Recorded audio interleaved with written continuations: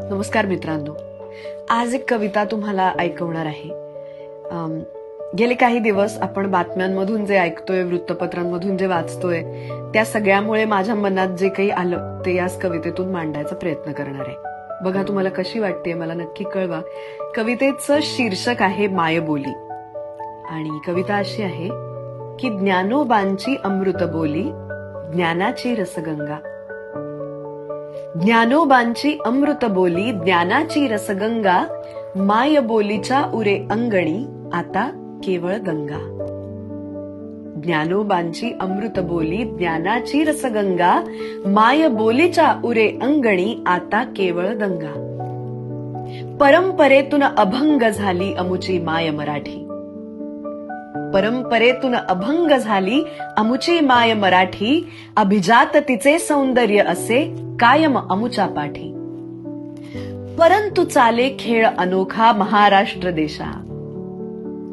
परंतु चाले खेळ अनोखा महाराष्ट्र देशा, आपुल्या डोळ्यांसमोर हरवे आपुलीच ही भाषा.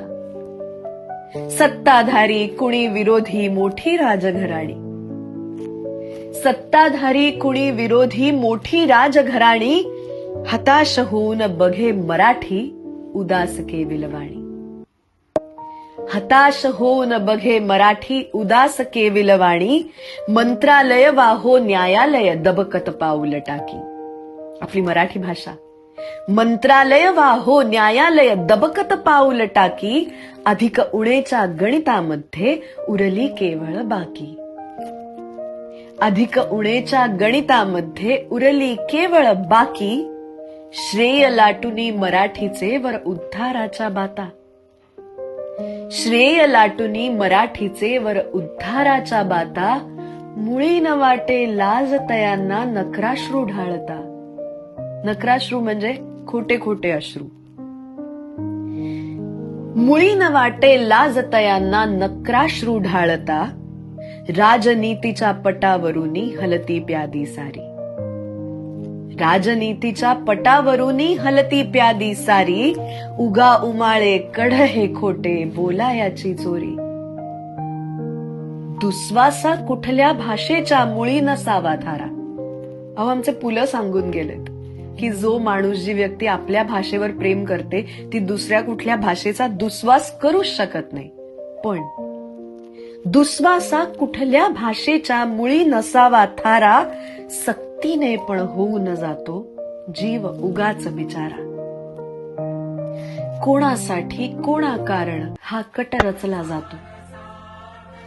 कोणासाठी कोणा कारण हा कट रचला जातो, 105 हुतात्म्यांचा जीव पुन्हा गुदमरतो.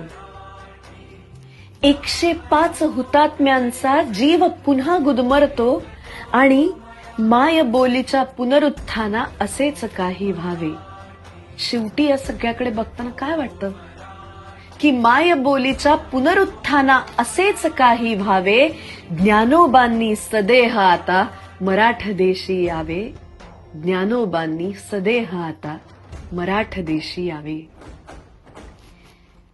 माझ्या मनात जे काही आलं होतं, साचलं होतं, ते सगळं या कवितेतून व्यक्त करायचा मी प्रयत्न केला. मला नक्की सांगा तुम्हाला कविता कशी वाटली, कमेंट करा. आणि जर कविता आवडली तर नक्की आपल्या सगळ्या मित्रमैत्रिणींसोबत, आपल्या स्नेही मंडळींसोबत नक्की शेअर करा.